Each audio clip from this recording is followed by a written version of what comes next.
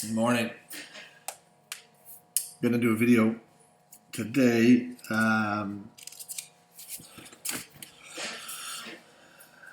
of felt very much urged in my spirit to do this video, to kind of do this teaching. I did this kind of going through the commandments, I guess, with my children as we continue to learn each and every day. Kind of what the Bible says or what's in there. And kind of going through these commandments, and we kind of got to this one the other day on honor your father and your mother. And when you actually look at these actual commandments in Exodus that was first given, the world has destroyed them so terribly. It's actually very sad.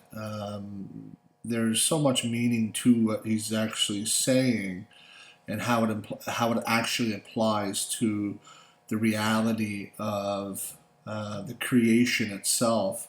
And it's not so much a list of rules that you must follow. It actually has nothing to do with that, because if the heart is not truly seeking to get out of this place, then these mean nothing. This is just the church organization's checklist. And in fact, the first commandment itself has nothing to do with loving your God more than anything, if he hasn't called you out first. That's the biggest deception, I think, out there. You must be called out first before you can then love your God more than anything. It's right in Exodus 20 where he says that I am the one who has taken you out. He says that specifically when he's declaring to say who he is. And those of us that have been actually called out of Egypt or called out of Babylon or called out of the world, you know who he is. So therefore, it starts out with, I am God who has brought you out. Okay, so it's not the, I love him more than anything. And, no, he has to love you first. And that was a very good understanding of how that actually works in the creation.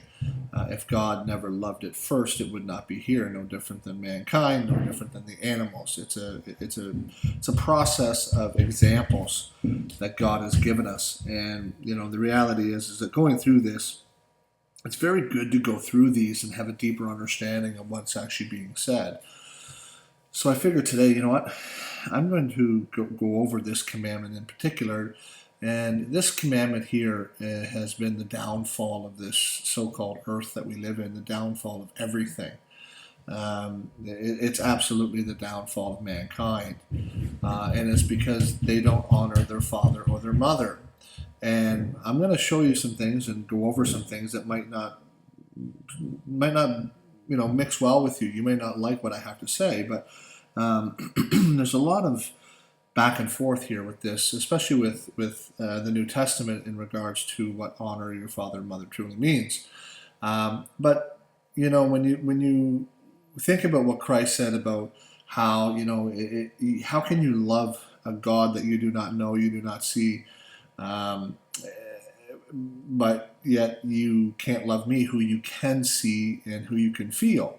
And that was showing absolutely the pattern that it's been from the beginning, which is your father and mother, as you're growing up as a child, they're supposed to be your God. They're supposed to be your absolute God figure. And your father obviously is representation of Christ's father, and then your mother is a representation of Jesus Christ. And if you can't do it to your parents, you're certainly not going to do it to you're not going to have a relationship, or God is not going to know who you are, essentially. And this is the biggest thing that's missed in this world, is that, children, they're not sinners. Well, that's a complete lie. That's an absolute lie, and I'm sorry if you believe that. Everybody has been sold under sin, and everybody's seed is corrupted. Children lie, children steal, children do all things that are young children, 4, 5, 3, 4, 5, 6, 7 years old. They do it naturally out of their natural heart, which is rotten um, from birth, and because we have all been conceived in sin. Okay, so the reality is that these commandments are more of a household rule of your own household. And when they have a deeper understanding of what the commandments truly mean, and if they love you with all of their heart and all their mind and all their strength, and their hearts are opened, and you yourself have been called out, then you can start to heal the mind and the brain of the child, so that he may be able to be trained up in the way he should go, the real way. And there's hardly a remnant that have this true understanding, which is why the world we live in today is what it is. And it's something you have to witness and experience to have the truth on. And we have seen this in our own children's lives. Our youngest children are incredibly, I would say this word loosely, good children. There's no one good, but they would fall in the lines of fairly good. And it's not because of us, it's because of God that's working through us. Versus, my older one who had a worldly start to this world, who is still dealing with some things in his heart and in his mind that have been put in there from what he has witnessed and what he has heard and what he has seen from his parents or me and my wife. So there's things that have to be continued to work out, and they may never be worked out, unfortunately, and we understand that because of being conceived in sin. But let's look. I'm going to play this. I don't even know if I'm even allowed to do this according to YouTube. I don't know if I can even do this, but I just came across this and I found that this was quite interesting because according to this person, I have no idea who it is, but I thought I would pick a children's understanding of this and to see what they actually say. And what you're going to find out is how they portray honor your father and your mother is completely opposite of what it actually means, in my personal humble opinion. This is all works, this is all flesh, and this is all emotion and feeling. This has nothing to do with the heart and the mind of what is righteous and what is true and what is good. This is all works. And look at me, make me feel better, works. But I'm going to play it. I probably won't play it all because it's 4 minutes, but I will play a little bit of it. You'll get the gist of what I'm saying, and we'll see if this will play. If this gets cut out of my video, then you'll know why. The fifth commandment: honor your father and your mother, so that your days may be long in the land the Lord your God is giving you. Exodus 20:12. Imagine Jesus sitting on a hillside, surrounded by people of all ages. He often taught about love, kindness, and respect. In Matthew 15:4, Jesus reminded people that God's commandment to honor their parents was very important. He wanted everyone to know that respecting and loving parents pleases God. This was the fifth commandment God gave to his people through Moses, Exodus 20:12. But what does honor really mean? Let's find out. What does it mean to honor your parents? To honor your parents means to respect them, love them, obey them, and care for them. It's about listening to them, helping them when they need it, and appreciating all they do for you. But it doesn't stop there. Honoring your parents also means finding ways to make them happy, encouraging them, and supporting them in any way you can. Imagine this. Your dad has been working all day, and he looks really tired. What if you brought him a glass of water and said, "Thanks for working so hard for us"? Or imagine your mom needing help with groceries. Much joy to your parents. The promise attached to the commandment. Did you know this commandment comes with a special promise? God says, so that your days may be long in the land that the Lord your God is giving you. Exodus 20:12. When you honor your parents, you open the door to blessings in your life, peace, joy, and even a long and fulfilling life. Why is honoring your parents important? 1. God commands us. When we obey God's commands, we honor Him, and He blesses us in return. 2. Parents are a gift from God. They care for you, teach you, and love you. Honoring them shows your gratitude to God for placing them in your life. I want to stop that there because the same scripture um, that he quotes, Matthew 15:4, Christ goes on to say that about a gift and how if it profits you, you know the commandment of God, which I find fascinating. That it's a gift, he says here, not understanding among a lot of things that are being said here. At the surface, and with you possibly listening to this, you think, well, this all sounds good and this is what it should be. Is it? Is that what you think? Is that how you feel?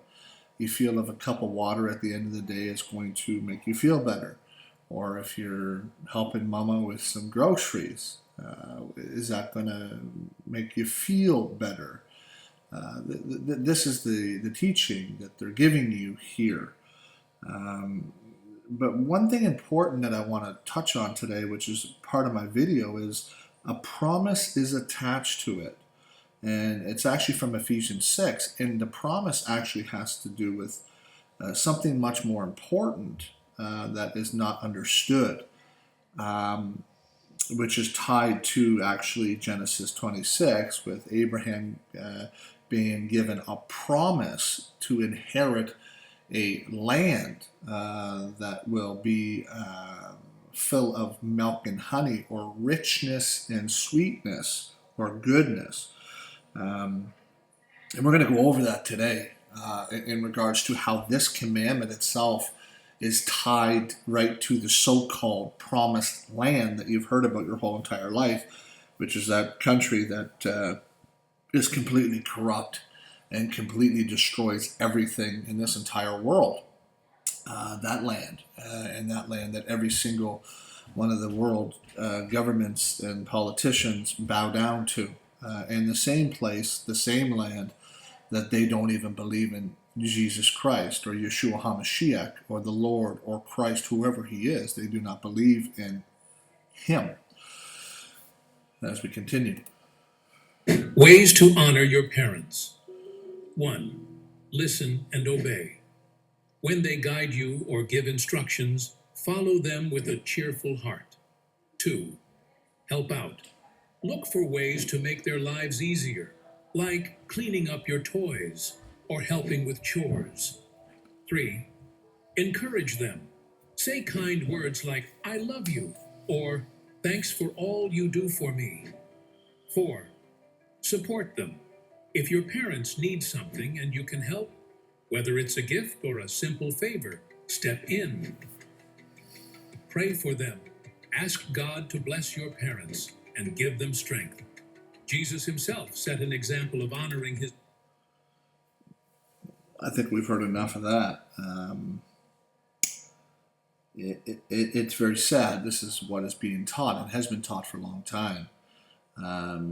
Children, they don't even have a relationship with God, and it's not, and in this age in particular, and I believe in any age, it's not up for the children to have a relationship with God. It's for them to be raised up as their parents are the God-like figures, so that when they become mature and have understanding and hit the maturity in the mind and the brain and in the body, that they can then fully understand, that they can reach out and have their own personal relationship with God, and that is the pattern. So this praying for them and all that stuff,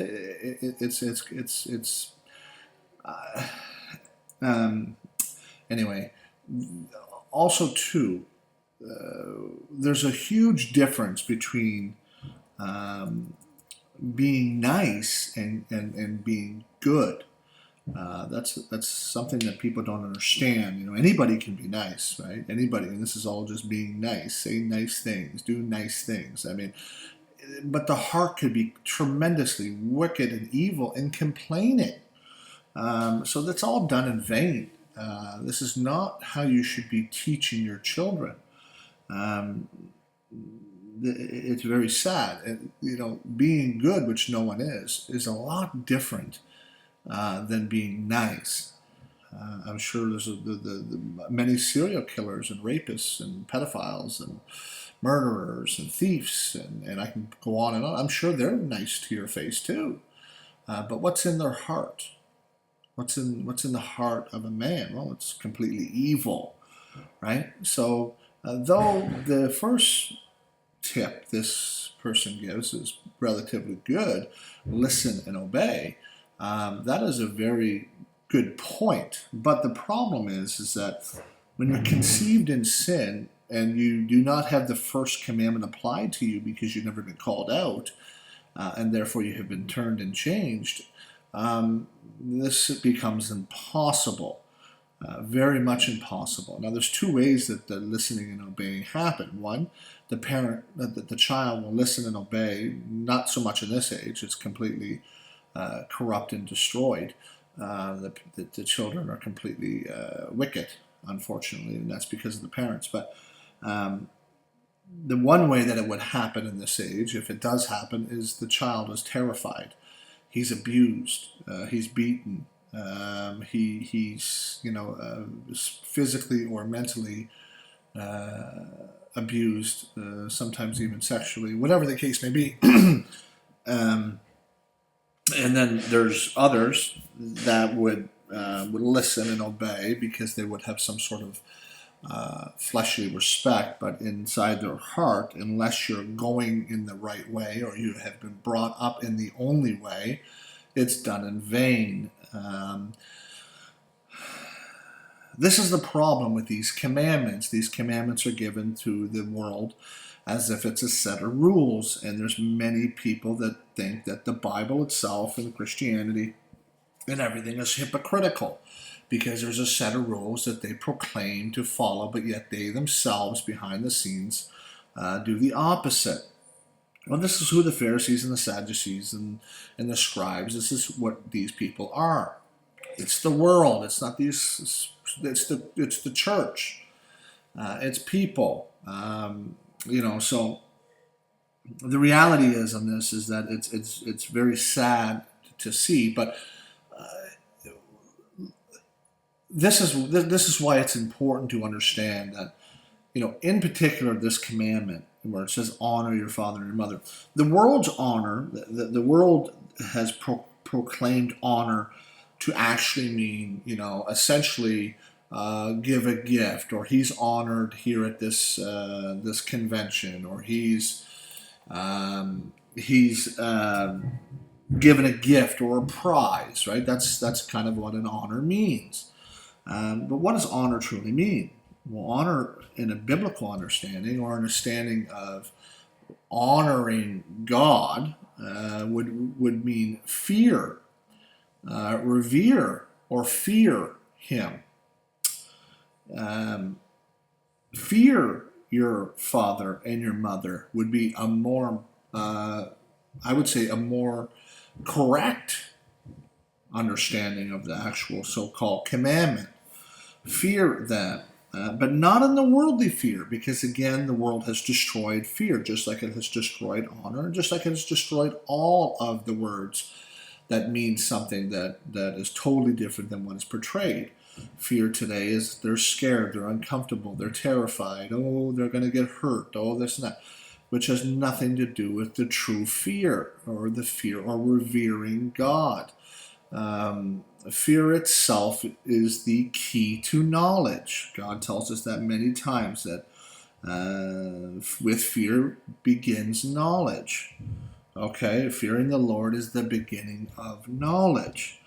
Okay, it's the same with the father and the mother of the physical, fleshly relationship on this earth. If you fear the mother and father, you will begin to learn knowledge. Okay?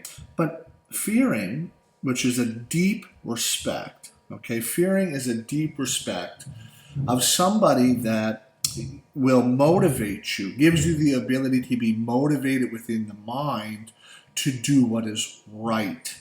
Okay? Holds you accountable because within your own heart and mind, you know that the way of the person you fear, which is your father or your mother if you're a child, or if God himself, because you know what he is saying and doing is right and he is not a hypocrite. So it's very difficult today, in today's age, to have anybody fear their mother and father because the mother and father are hypocrites, majority of them. Now, what about if the parent, in today's age, how can you fear or respect or honor your mother and father if dad's an alcoholic and beats you, if mom is drugged out, is a prostitute, if dad left you as a child, or if mama abandoned you as a newborn at the hospital and you were raised up by a foster family that went ahead and abused you? What about a father or mother that continually has abused their children their entire life, physically and mentally, and cursed at them and starved them and hurt them, and taught them wickedness? Or what about the parent that allows the children to be completely disobedient and run the household? I mean, do you see where I'm going with this? This commandment, so-called commandment, has been completely destroyed. And for much good reason. This commandment has been broken from the beginning. You have been conceived in sin. You have been sold under sin. Okay? The world is the 99 sheep, and the one that got lost is the only one that God cared about. Okay? And he sought that one. Okay? So it only takes, a tablespoon of oil to destroy thousands of gallons or something like that of water. Okay, it's the same sort of idea. And this all has to do with this so-called promise that you were to get by this commandment. Now the commandment says, I want to read this, and I've made a little bit of notes here because I want to go over this and I want to show a deeper understanding of how this has been tied in from the beginning to the very age you're living in now, where because this commandment or because this saying or because this has occurred, we're in the world that we live in today, which is completely and utterly an abomination. And every side of this world is a complete abomination. So you have Exodus 20, and it says Exodus 20:12, which is one of probably the better translations, if I may, that there is that I've found through my understanding in getting, kind of the Spirit leading me. As we know, the Bible and everything has been changed and manipulated and continues to be changed and manipulated. So make sure you understand that. Honor thy father and thy mother. This is Exodus 20, verse 12. Honor thy father and thy mother, that the days may be prolonged upon the soil which Yahweh thy God is about to give unto thee. Now, there's a lot of key words here, and I could spend hours just breaking down these words in this simple commandment to show you that it's a lot more deep than it is. But for the time, for the so-called time, I won't, because I don't want this to be a long video. I like to do short videos, and only what's on my heart to get the message out for those that are even listening and those that are even getting anything from it. So here we have prolonged. Okay, there's other versions that say long, and there's other versions that say that he's giving it to them, which he did in a physical sense, but we'll touch on that in a minute.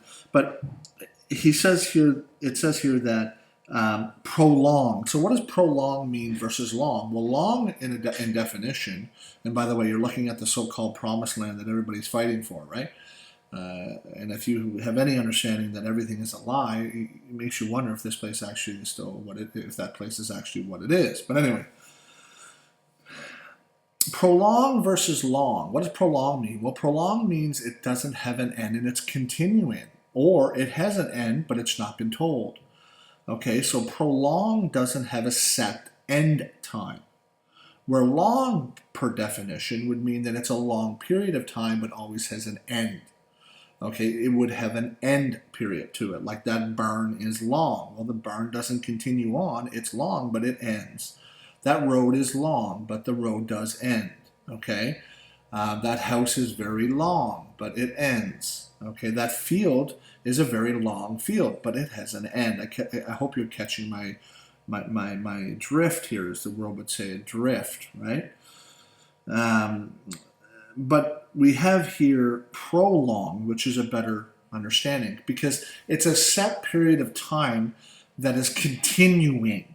Okay, obviously it's like age abiding, okay, or of the age. Okay, there's no such thing as forever and ever.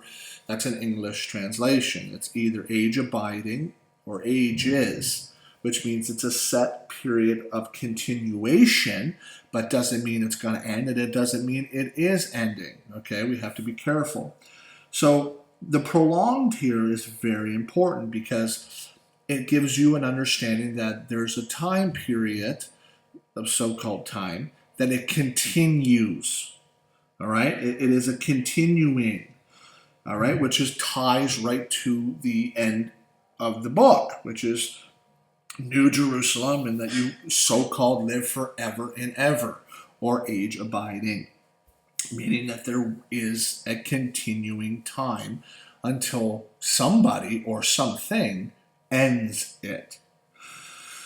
The next point I want to make about this, that God, or Yahweh thy God, is about to give thee. About, okay? That's another really good translation. It's about, okay? We have this understanding that, oh, well, yes, God gave it to them. When Joshua entered the land in Joshua 1, he was given the land, okay? And yes, it was filled with milk and honey and blah, blah, blah, okay? That's the physical, okay? But the land itself has been polluted. It was polluted. It didn't even last long, okay? Understand history, understand the Bible if you want to read it. They have destroyed that place. They've never listened. They've never honored their mother and father. They've never honored God and Christ. Therefore, the land, even though it was given to them for a short period of time in short stints, depending on what king was involved, it was never put to its full promise because of man's own iniquities and own sins. Okay, so it's very important to understand he says, about to give thee. About. Meaning that, well, I'm about to give you that, but guess what? You just disrespected me, so I didn't give it to you. Oh, I was about to take a drink, but then, the cup got knocked out of my hand, and I didn't. Or I was about to tell you this, but you then walked away. Okay? So the about has a precursor perspective to it, where obviously somebody's in control of that about. Somebody's in control. And it's like this. It's God's way. It's God's land. It's God's earth. It's God's universe. It's whoever you want to call him. It's not you. You are no different than a flesh being that's going to drop to the earth and go in a casket or hit the ground and become worms. Okay, so it's not yours to give.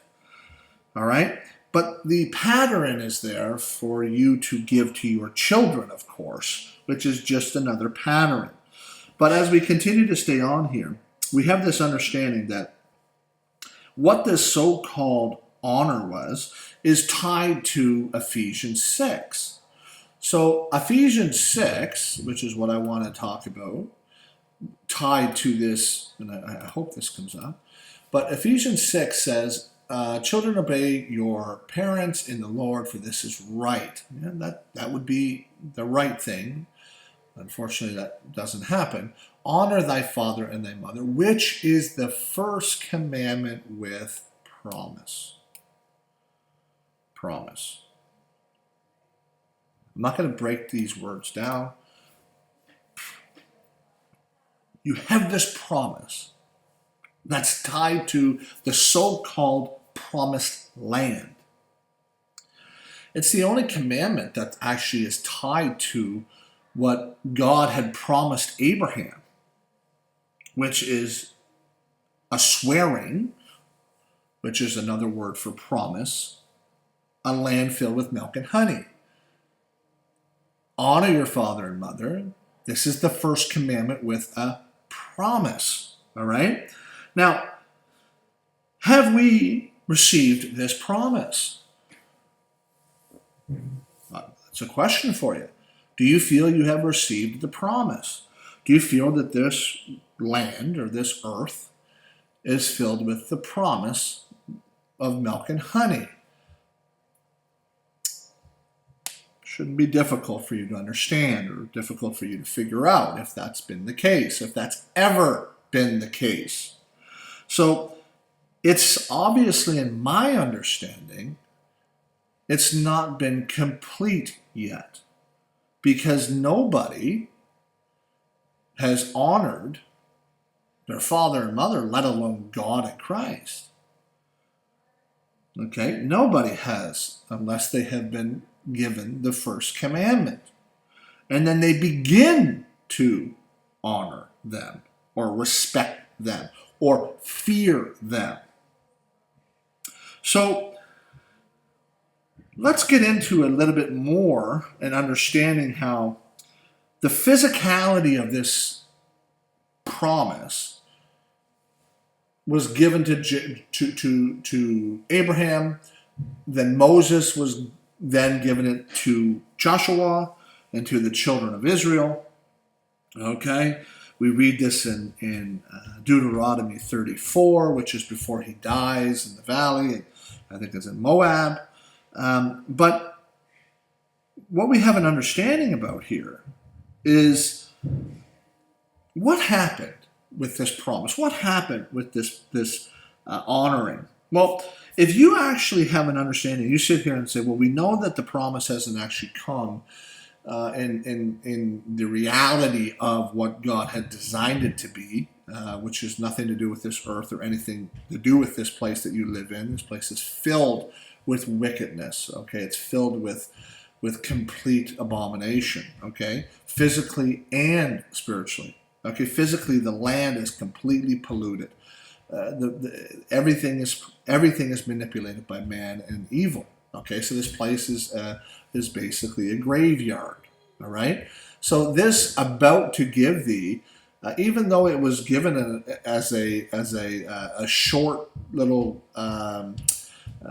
promise that was sworn that he would hold his word to the completely abominable children of Israel.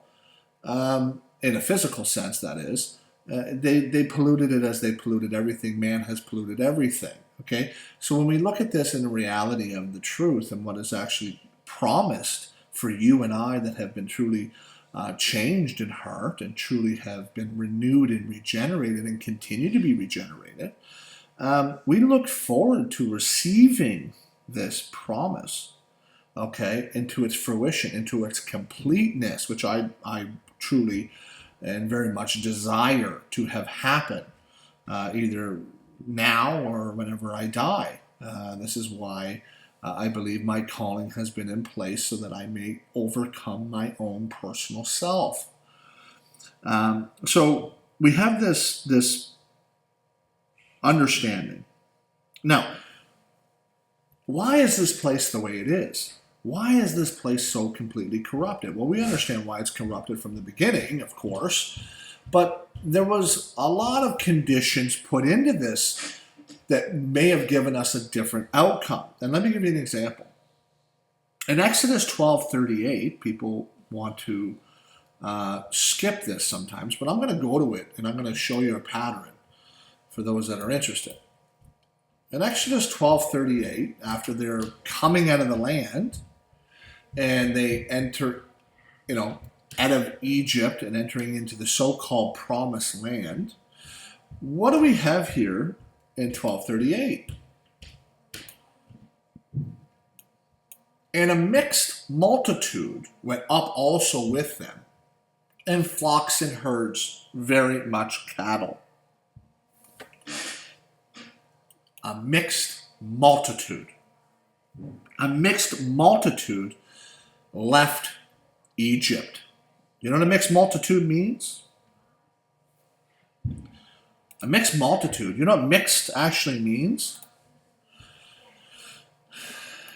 A mongrel race. A mongrel race left with them. You know what a mongrel is? Look it up. A mongrel is a dog. A dog. A dog race. And what's a dog? Well, a dog's unclean. What did Christ say to the woman? Should I give to the little dogs? And everybody wants to talk that one off like he wasn't meaning what he said. He absolutely meant what he said. Mankind is a dog. You know, they are dogs because they return to their vomit. And what does vomit represent? Their sin. And what's fascinating, and I don't know if I've said this to you before, it's fascinating to me that there's only 2 mammals or species, no matter what they tell you, I think I've already said this, that shed their blood during menstruation. And it's the dog and the woman. Fascinating. You can't make that up. That's a fact. Right? A dog sheds its blood only out of all the mammals. No matter what they try to add in there, that's a fact. And then the woman sheds her blood during her menstruation, which means so much. Mongrel race, according to the mixed multitude, but we're all done. Who are outside the gates in Revelation 21 or 22? Who's outside the gates? The dogs. Is it Sparky and Charlie and you know, the little doggies out there, or is he talking about something different? Right? And it's not a coincidence that you get the female dog. What's the female dog? What is that? What's a female dog called? A bitch, right? I mean, you know, this is where Christ comes in, right? He was a son of a bitch, right?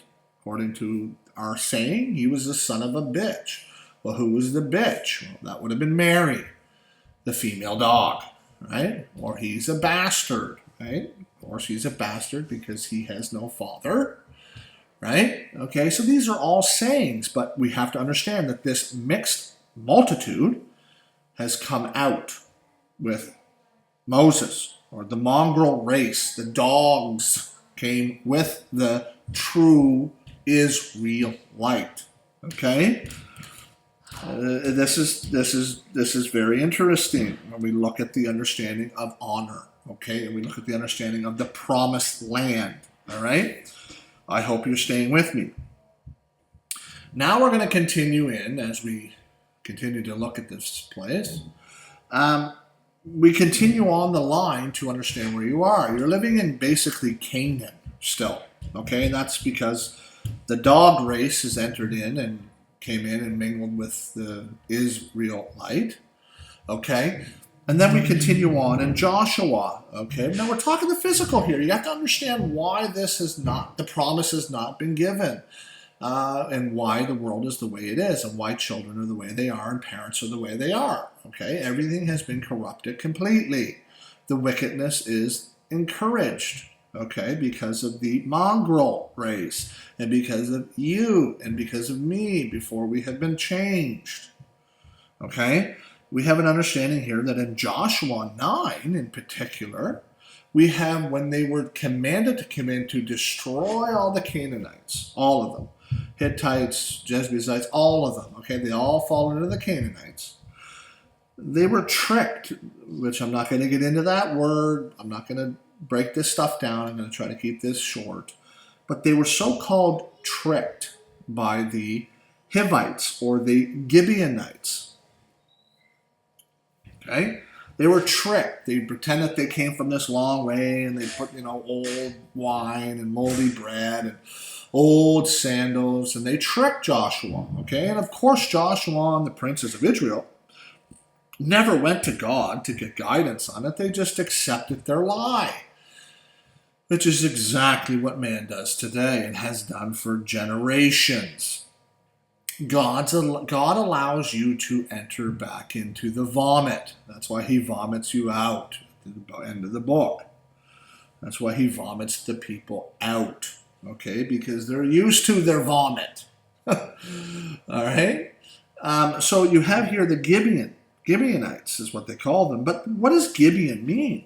Well, Gibeon actually means a hilly goblet. Okay, they're hilly people from the hills, from the mountains. And they're actually goblet people. And what's a goblet?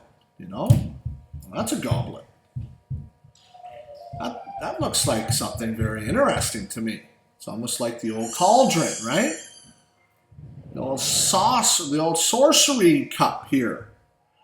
Lots of movies made on cups like this, right? The diviner's cup, almost kind of like what Joseph had, right? And what does hilly mean? Okay? And what was commanded? What was actually said about these goblet people?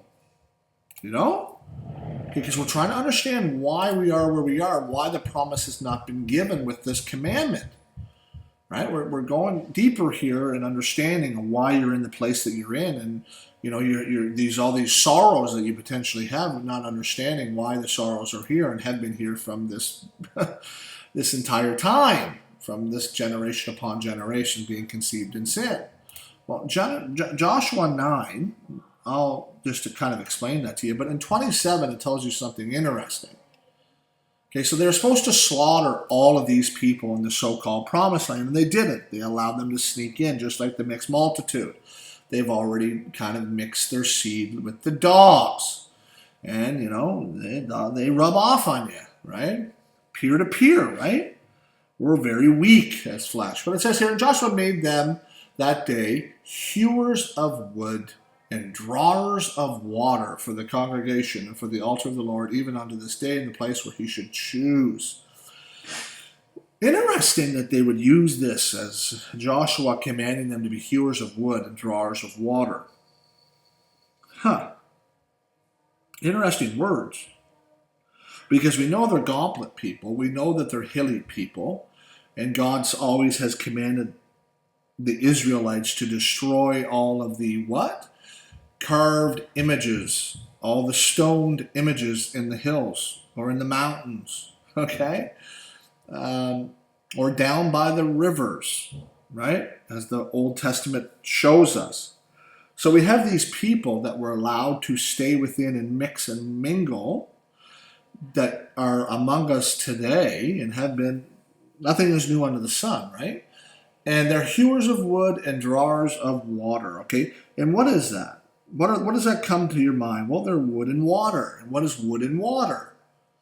Well, carved images, idols, graven images, worshippers of different idols and gods and stones and sticks. Drawers of water. Drawers of water, it says, right? Drawers of water.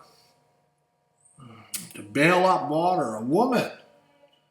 There's a lot of woman goddesses in this so-called world you live in that this entire world worships. It's all goddess worship, Ishtar, all of these things, okay? The upside-down vagina that Orange Man does all the time when he's doing when he's doing interviews. He does the vagina symbol with his hands, okay? They're worshiping the woman of reproductivity goddess, okay? They're sick and perverted individuals. But they're here because of this, I would call it an error back in the times of Moses and in Joshua by not slaughtering these people. And regardless if that's a bad thing or not, or however you want to look at it, it doesn't really much matter. The reality is that there was a mongrel race here. Remember, Satan's seed and God's seed, right? So I wanted to touch on that as we look and understand the promise to this commandment and how honoring and respecting in a deeper sense of where we're at in time, it cannot be done and it will not be done. And in fact, on both sides of the parents and the children, it's an abomination.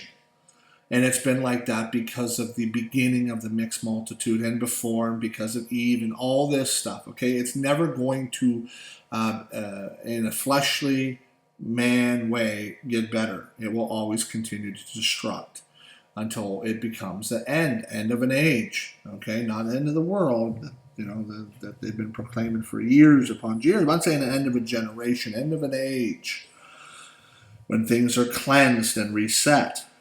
So, before I end this video, I want to show you the confusion here with the modern day world about, well, you got to respect mommy and daddy, right? You got to honor them, right? And the church in particular, and those that call themselves so-called Christian, which I do not call myself a Christian, they love this one to try to put people in their place and say that child is very wicked and he's not obeying and, blah, blah, blah, right? Or, and in another sense is that, well, you better continue to partake with your mother and father, even though they're tremendous sinners, right? What about that one? We haven't touched that, but we're going to touch that now to show you the utter confusion unless you're able to rightly divide the word of truth. Let's go to the New Testament now, the so-called New Testament, and we're going to look at some things before I end this video to make it more confusing, I guess, for those that unfortunately don't have an understanding. So it says here in Matthew 15, we'll just go to this one because the video said it. Other areas. But he says here, for God commands, saying, honor thy father and the mother, and he that curses the father and mother, let him die the death. Okay, I'm not going to touch on that. The die the death is very important, but that's for another study. But you also say, whoever shall say to his father or his mother, a gift, whatsoever might is profited by me, then you honor not his father and mother.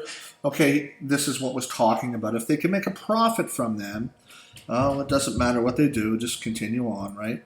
Because it's all about selfishness. But honoring thy father and thy mother, he says. Okay, Ephesians 6.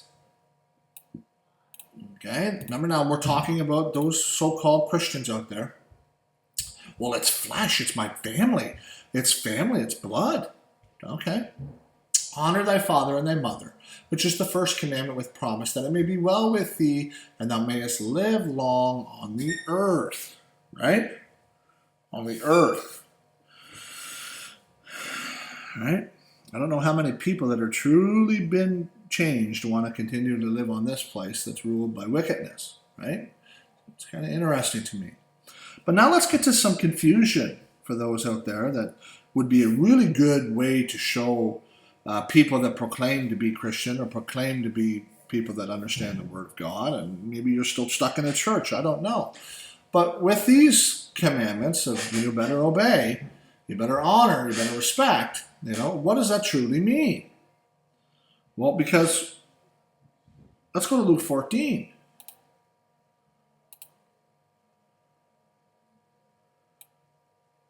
Luke 14:26. If any man come to me and hate, detest, hatred, not his father and his mother, and his wife and his children, his brother and his sisters, and not even his own life, also, he cannot be my disciple. Wow. Well, that's getting confusing here. You just told me I had to honor them. That means I have to take care of them and be with them and love them. And I always got to go to the functions, and I got to take care of them, and I got to break bread with them, and I got to do all those things, right? Well, if you don't hate his father and his mother and his wife and his children and everything, what's he actually saying? right? Let's go to Matthew. A lot of contradictions here. Matthew 12. What's it say, Matthew 12? 48 and 49. What you say here? But he answered, he said unto them that told him, Who is my mother and who are my brethren? And he stretched forth his hand towards his disciples, and he said, Behold, my mother and my brother. Wow, here's his mother, who's apparently in the back there while he's preaching, and she wanted to come to the front, and he's like, no, don't let her up. It don't matter. She's back there. I really don't care. Because who is she? Who is she? Is she following the ways of my Father? Has she received the first commandment? Has my brother received my first commandment? Has my sister received the first commandment? Are they part of the true family of God? Well, you got to honor them, right? You got to love them. You got to take care of them. You got to do all these things for them. You got to go over there every Sunday and Saturday. You got to do all these things, even though they're completely worldly and completely sinful and wicked. That you still go there for dinners, and you got to blah blah blah blah blah blah. Well, who's my mother?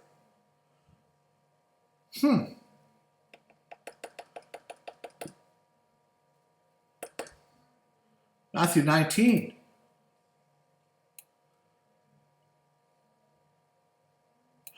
And he said, For this cause shall a man leave father and mother, and shall cleave to his wife, and the two shall become one flesh.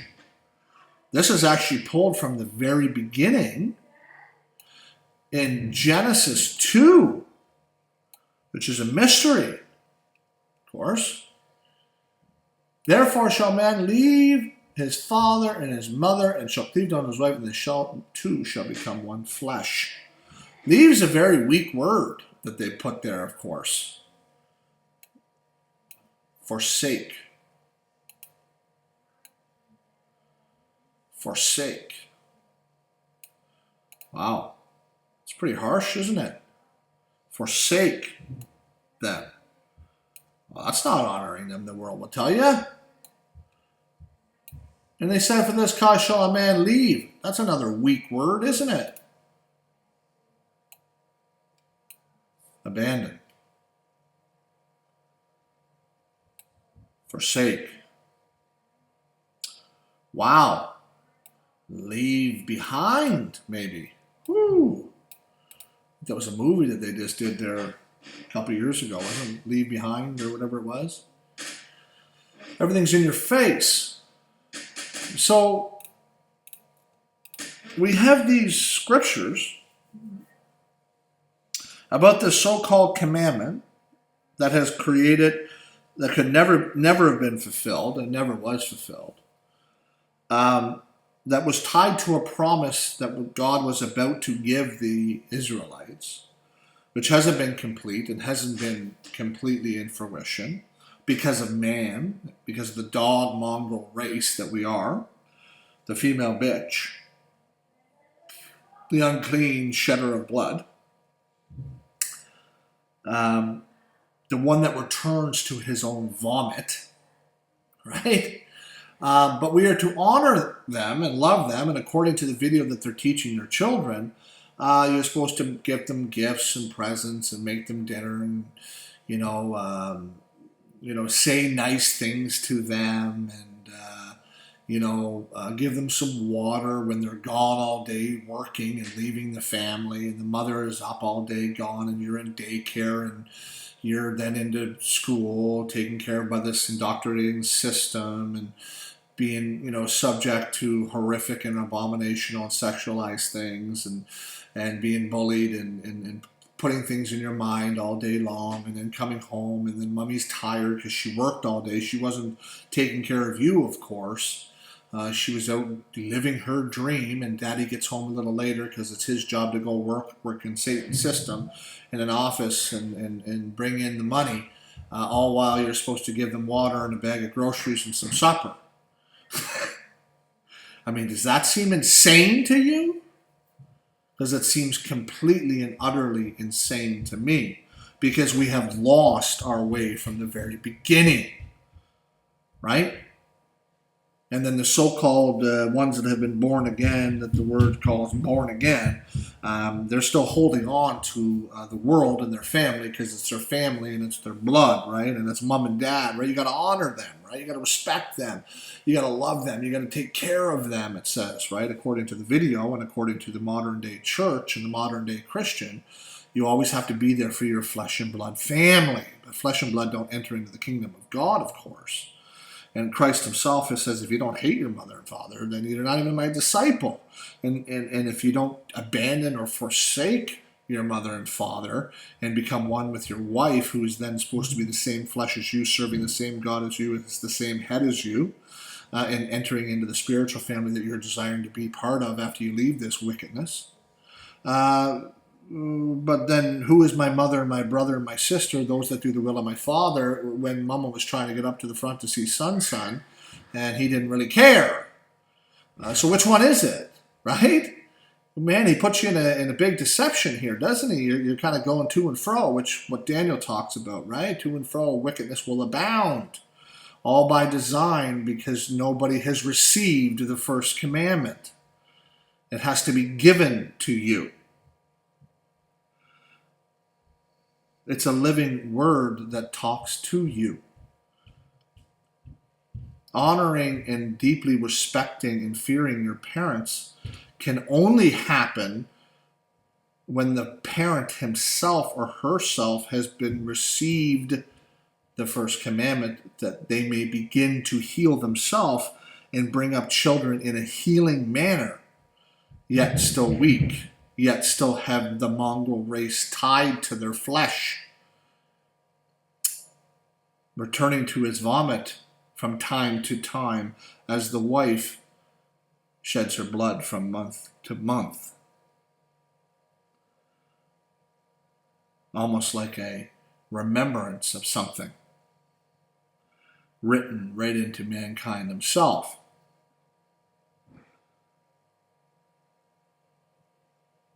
It's very fascinating and very interesting when you have a deeper understanding of what these things are actually saying in the Canaanite world that you're living in, the one that is being ruled by complete filth and complete mockery of the true Creator and true light. So, what does honoring your father and mother truly mean? And have you received the commandment, the first commandment? Have you been called out and have you received it? That you may understand what fear truly means and who your family truly is. Not mama, who's still stuck in the world and doing worldly things and being completely consumed by it, which is the absolute mark of the beast, and you breaking bread with her every Sunday at tea and biscuits. I'm not trying to be funny here. I'm just trying to show you that this is why we are so confused and why this world is filled with wickedness and nobody knows what way it is. Nobody has a clue where they're at. They're just doing what they think they should do and what they think morally within that side themselves without being changed to the true way is right. And unfortunately, that's called 6 days you shall work. But the seventh day is a day of rest, a sanctified day, a holy day, which the Sabbath itself is set apart for those who have been set apart. And the 6 days of work represents your entire life of sin, and that you may not enter into the seventh day unless you have been called to it. I hope you got something out of this. Take care.